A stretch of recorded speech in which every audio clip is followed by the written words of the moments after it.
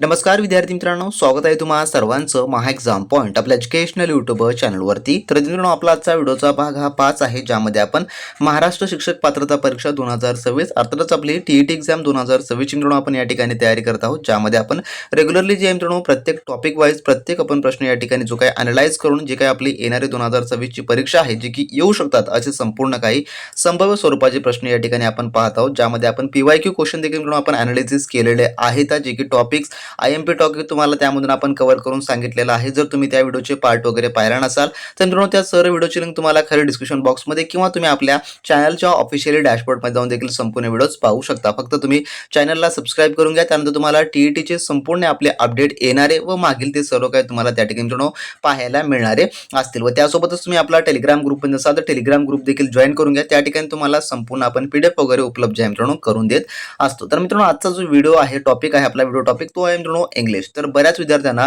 English हा जो subject आहे जो की अवघड जातो आणि त्यांचे इंग्लिशमध्ये कमी गुण येतात. तर मित्रांनो, आपले रेग्युलरली येणारे व्हिडिओज तुम्ही पाहत चला. आपण प्रत्येक व्हिडिओमध्ये तुम्हाला IMP क्वेश्चन देत असतो, त्यासोबतच तुम्हाला त्याचा आपण सर्व काही सोप्या भाषेमध्ये स्पष्टीकरण देखील आपण समजावून सांगत असतो. त्यामुळे जे मित्रांनो परीक्षेमध्ये तुम्हाला अशा प्रकारचे प्रश्न आल्यानंतर जे की पाहता क्षणी सोडवायला मदतगार जे की ठरणारे असतात आणि परीक्षेमध्ये देखील तुम्हाला अशा प्रकारचे प्रश्न जे हमखास विचारले जातात.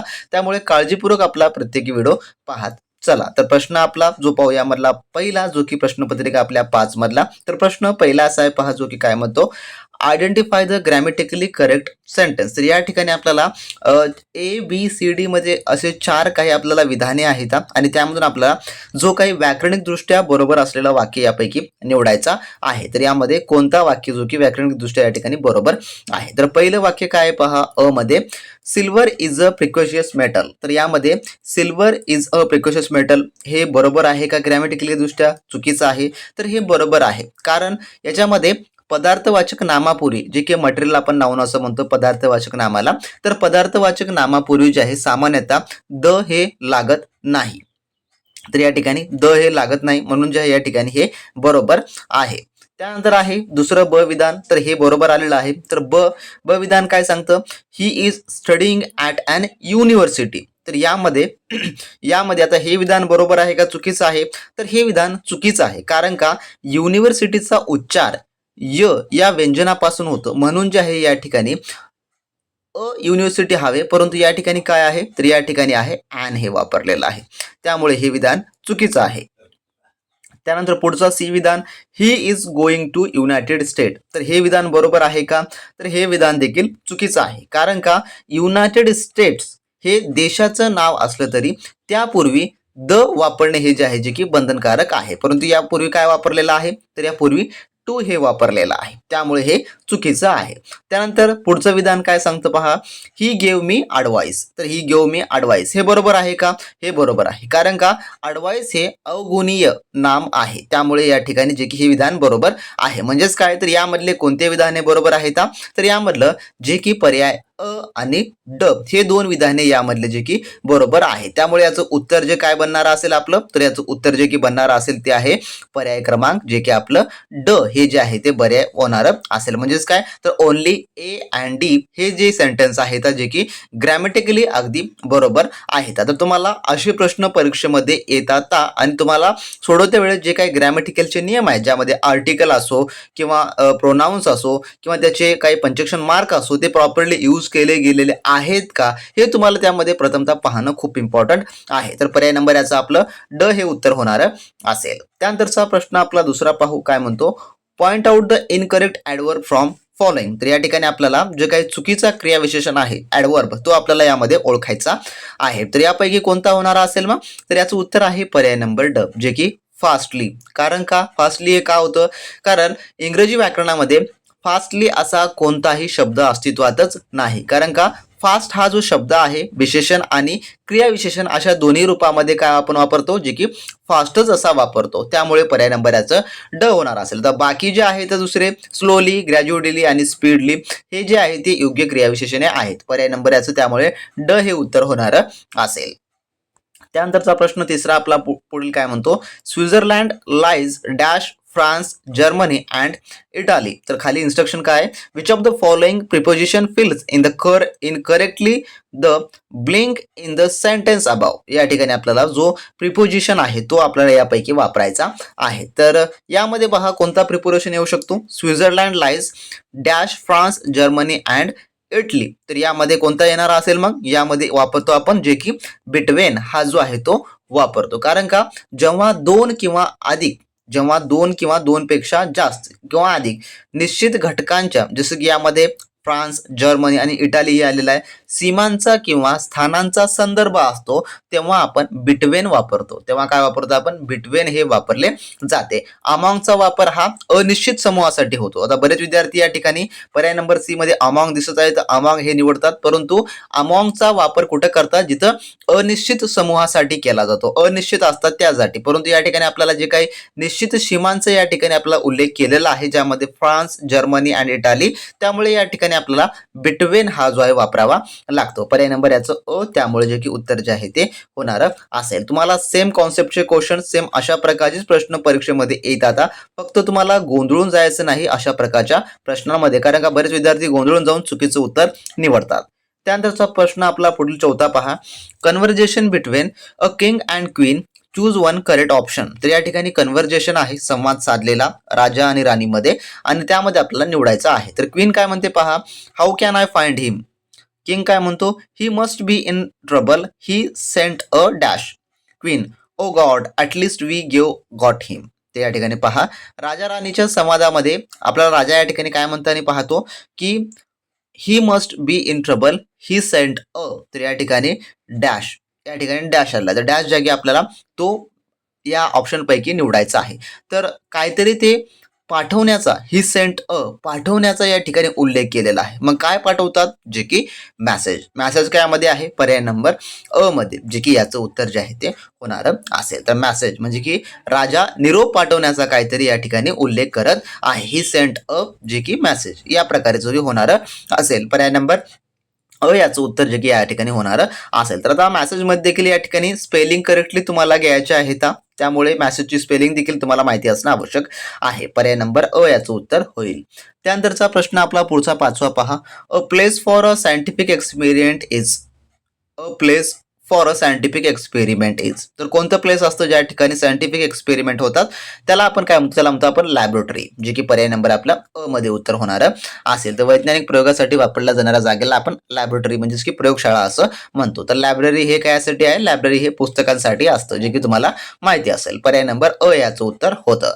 त्यानंतरचा पर्याय नंबर प्रश्न 6वा, convert the sentence into indirect speech. या ठिकाणी आपल्याला इनडायरेक्ट मध्ये जे की याला कन्वर्ट करायचं आहे. इनडायरेक्ट मध्ये काय आपल्याला सेंटेन्स आहे, the prince said it gives me great pleasure to be here in this evening. या ठिकाणी असं वाक्य आपल्याला आहे. तर याला आपल्याला कायामध्ये कन्वर्ट करायचं आहे, इनडायरेक्ट मध्ये आपल्याला कन्वर्ट करायचं आहे. तर इनडायरेक्ट मध्ये आपण काय कन्वर्ट करतो वेळेस काही नियम असतात याचे, जे की आपल्याला माहिती असणं आवश्यक आहे. तर the prince said it gives me great pleasure to be here this evening, या प्रकारे आहे. तर मग कसं होणार असेल याचं उत्तर, तर यामध्ये जो रिपोर्टिंग वर्ब आहे, नियमानुसार रिपोर्टिंग वर्ब हा सेडला सेड म्हणजे की भूतकाळी असल्यास अवतरण चिन्हातील क्रियापदाचा काळ बदलतो. अवतरण चिन्हातील जो अवतरण चिन्ह आहे या ठिकाणी क्रियापदाचा जो की काळ बदलतो. या ठिकाणी पहा काय आहे, यामध्ये गिव्ज आहे, तर गिव्जचं काय होतं, तर गिव्जचं काय होणार असेल, मग गिव्जचं गिव्ह होणार असेल.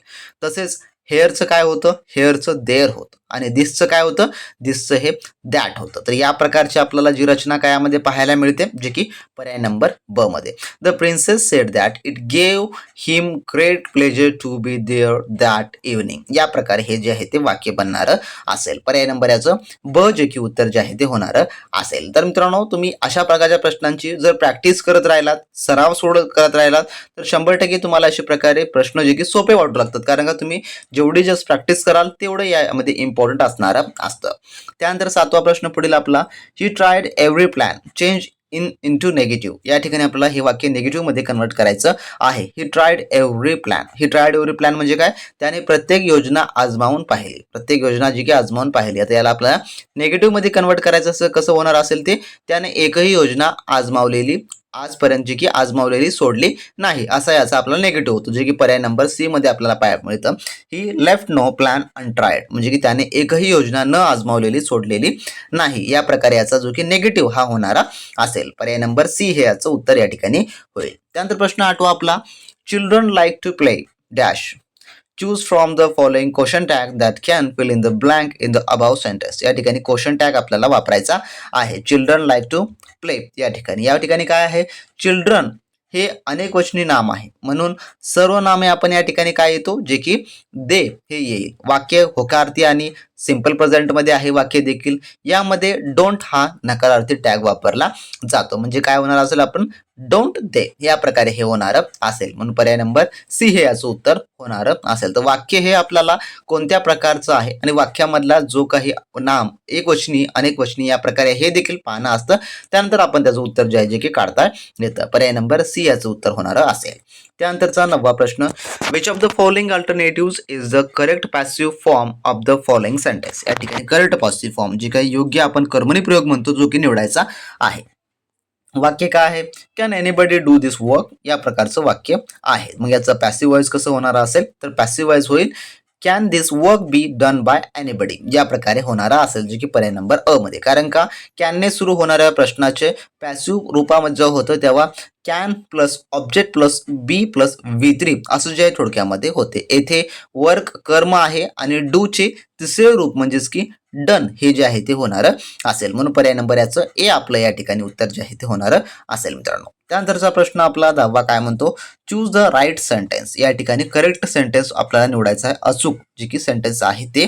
तर यामध्ये कोणतं सेंटेन्स आहे, तर ते आहे पर्याय नंबर सी, जे की Ganesh told me about it या प्रकारचे हे सेंटेन्स जे की बरोबर आहे. तर या ठिकाणी टेल जे आहे, जे की टेल टोल्ड या क्रियापदानंतर थेट कर्म घेतलेला आहे, म्हणजे की ऑब्जेक्ट येतो, त्यामध्ये टू वापरले जात नाही, त्यामुळे गणेश टोल्ड टू मी हे चुकीचं आहे. पर्याय नंबर याचं सी त्यामुळे उत्तर होणार असेल. आणि प्रत्येक वाक्यात आपण टू हे आपल्याला पाहायला मिळतं, जे की पर्याय नंबर सी मध्येच फक्त पाहायला मिळत नाही. म्हणून पर्याय नंबर सी याचं उत्तर होणार असेल. जर मित्रांनो तुम्ही अजूनही टीईटी एक्झामच्या परिपूर्ण ए टू झेड तयारीसाठी आपली असलेली स्पेशली टेस्ट सिरीजची बॅच जर मित्रांनो तुम्ही एनरोल केला नसाल तर वेळ न वाया घालवता लगेच मित्रांनो व्हिडिओ डिस्क्रिप्शन बॉक्समध्ये आपल्या ऑफिशियली ॲपची मित्रांनो लिंक दिली आहे. त्यामधून तुम्ही मित्रांनो आपली संपूर्ण काही स्पेशली टीईटी एक्झाम 2026 साठी असलेली टेस्ट सिरीज बॅच एनरोल करू शकता, ज्यामुळे तुम्हाला परिपूर्ण मित्रांनो ए टू झेड तयारी आपण करून घेतलेली आहे. ज्यामुळे तुम्हाला मार्केटमधलं कोणतंही महागडं कोर्स जॉईन करण्याची गरज पडणार नसेल किंवा मित्रांनो तुम्हाला महागडे बुक्स देखील घेण्याची गरज पडणारी नसेल. यामध्ये तुम्हाला परिपूर्ण नवीनतम आपल्या टीईटी अभ्यासक्रमावर आधारित सर्व टेस्ट मिळणार असेल. त्यामुळे तुम्हाला जो पेपर फॉर्मॅट आहे फुल लेंथ टेस्टचा, ज्यामध्ये तुम्हाला 150 प्रश्न 150 गुणाची परिपूर्ण आपण त्या ठिकाणी तयारी करून घेणार आहोत मित्रांनो. ज्यामध्ये तुम्हाला लेवल वाईज व टॉपिक वाईज संपूर्ण सराव चाचण्या आपण उपलब्ध करून दिल्या आहेत. अचूक उत्तर पत्रिका व सर्व काय आपण त्यामध्ये स्पष्टीकरण तुम्हाला ऍड करून दिलेलं आहे. त्यासोबतच टाइम मॅनेजमेंट अँड अॅक्युरसी ज्यासाठी देखील तुम्हाला परिपूर्ण यामध्ये मदत होणारी आहे. तर परीक्षेपूर्वी जर तुम्हाला आत्मविश्वास वाढवायचा असेल आणि जर तुम्हाला 2025च्या एक्झाम मध्ये काही कमी गुणामुळे तुमचा जर मित्रांनो चान्स हुकला असेल तर मित्रांनो यावेळेची तुमची तयारी ही परफेक्ट असणं अतिशय इम्पॉर्टंट आहे. त्यामुळे तुमच्यासाठी आपण ही टेस्ट सिरीजची बॅच रिलीज केलेली आहे. तर ही टेस्ट सिरीज बॅच कोणाकोणासाठी उपयुक्त आहे, तर टीईटीच्या संपूर्ण जे फ्रेशर असतील किंवा ज्यांनी रिसेंटली एक्झाम दिला असेल अशा दोन्ही विद्यार्थ्यांकरता मित्रांनो ही बॅच उपयुक्त आहे. यामध्ये तुम्हाला संपूर्ण काही PYQ चे जेवढे काही रिपीट झालेले क्वेश्चन आहेत ते देखील आपण ऍड करून दिलेलं आहे. तर ज्यांना ही प्रथम प्रयत्नामध्ये चांगल्या प्रकारे परीक्षा उत्तीर्ण करायची आहे त्यांनी वेळ न वाया घालवता लगेच व्हिडिओ डिस्क्रिप्शन बॉक्समध्ये आपल्या ऑफिशियल ॲपची लिंक दिलेली आहे, त्यावर तुम्ही क्लिक करा. त्यातून मित्रांनो आपली स्पेशल ही टेस्ट सिरीजची बॅच एनरोल करून घ्या आणि चांगल्या उत्तम तयारीला लागा मित्रांनो.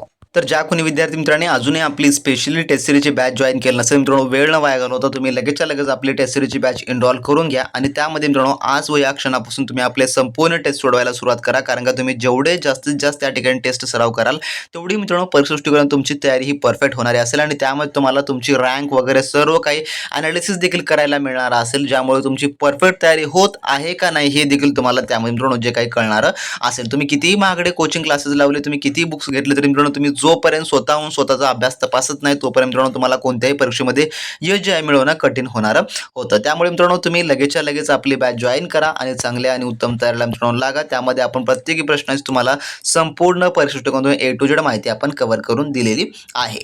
त्यानंतर प्रश्न 11वा काय म्हणतो पहा आपला, if you dash me some money I dash buy a scooter. या ठिकाणी इन्स्ट्रक्शन काय, which of the following options can fill in the blanks in the above sentence. या ठिकाणी कोणते वाक्य जे की अचूकरित्या भरले जाणारी असतील. तर या प्रकारचे प्रश्न जे की कंडिशनल सेंटेन्स टाईममध्ये येणारे प्रश्न असतात जे की फिल इन द ब्लँक करायचं आहे. यामध्ये पहा, जे पहिलं आपलं टाईप 1 आहे जे की कंडिशनल वाक्य, ज्यामध्ये आपण काय फिल येणार असेल तर ते येणार असेल गिव्ह विल, हे जे की येणार असेल पर्याय नंबर अ मधलं. कारण का वाक्य कसं होणार असेल मग हे, if you give me some money I will buy a scooter, म्हणजे की तुम्ही मला जर काही पैसे दिले तर मी त्यातून स्कूटर खरेदी करणार असेल. या प्रकारे जे आहे हे वाक्य होणार असेल. इफ क्लोजमध्ये साधा वर्तमान काळ गिव्ह असेल तर मुख्य क्लॉजमध्ये जो काही साधा भविष्यकाळ येतो. पर्याय नंबर ए याचं उत्तर होणार असेल.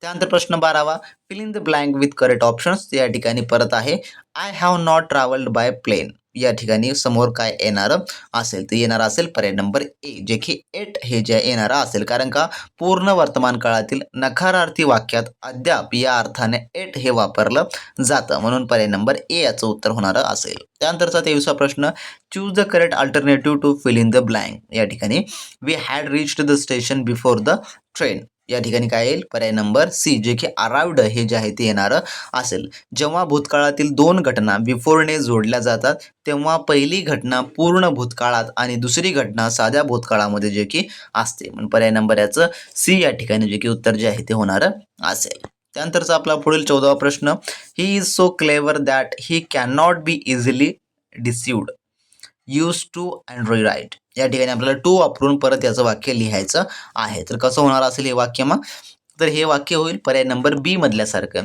ही is too clever to be decide, जे की इझिली या प्रकारे यानं होणार असेल. कारण का यामध्ये सो दॅट कॅन नॉटच्या ऐवजी टू वापरताना नकारात्मक अर्थ आपोआप चुकी व्यक्त होतो, म्हणून पर्याय नंबर बी हे उत्तर होईल.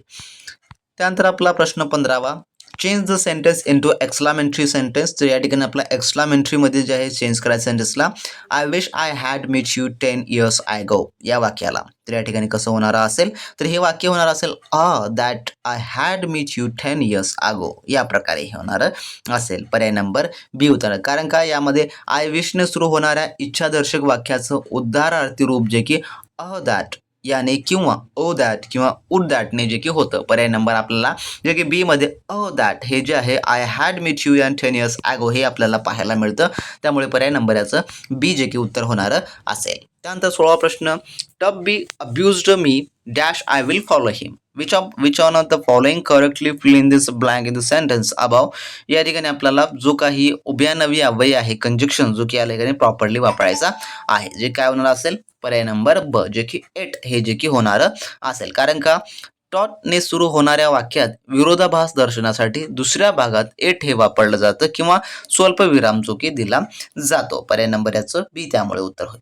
त्यानंतर 17वा प्रश्न, what does the underline word expresses, the train should arrive any time now. तर या ठिकाणी जो शुड या ठिकाणी अंडरलाईनड आहे तो या ठिकाणी काय जो की एक्सप्रेस करतो, तर याचं उत्तर आहे ऑप्शन नंबर सी, जे की एक्सपेक्टेशन्स हे जे आहे थोडक्यामध्ये जो की या ठिकाणी तो एक्सपेक्ट करतो. The train should arrive any time now या वाक्यात शुड हे कर्तव्य नव्हे तर एखादी गोष्ट घडण्याची अपेक्षा व्यक्त करतो, म्हणजे पर्याय नंबर सी जे की एक्सपेक्टेशन होणार असेल. त्यानंतर 18वा प्रश्न, fill in the blank with appropriate comparison. या ठिकाणी कंपॅरिझन करायचं आहे. Gopal is dash Shyam. या ठिकाणी आपल्याला जी तुलना जी आहे ती करायची आहे. तर पर्याय नंबर याचं उत्तर होणार असेल नॉट ॲज टेल ॲज. म्हणजे काय, तर टेल दॅन या व्याकरणदृष्ट्या चुकीचं आहे या ठिकाणी, जे की टॉलर दॅन हे देखील हवे या ठिकाणी, परंतु या ठिकाणी आपला नॉट ॲज टेल ॲज हे योग्य पॉझिटिव्ह जे की डिग्रीचं रूप या ठिकाणी होणार असेल. पर्याय नंबर बी हे त्यामुळे उत्तर होईल.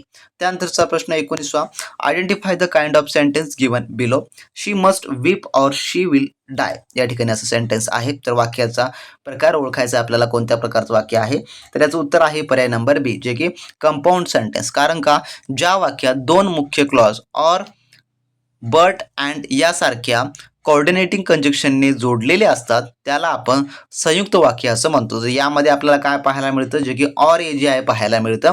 त्यामुळे पर्याय नंबर याचं बी जे की उत्तर जे आहे ते होणार असेल. त्यानंतर 20वा प्रश्न, if I dash the race I would have been congratulated by all, select the correct alternative to complete the sentence. या ठिकाणी आपल्याला करायचं आहे.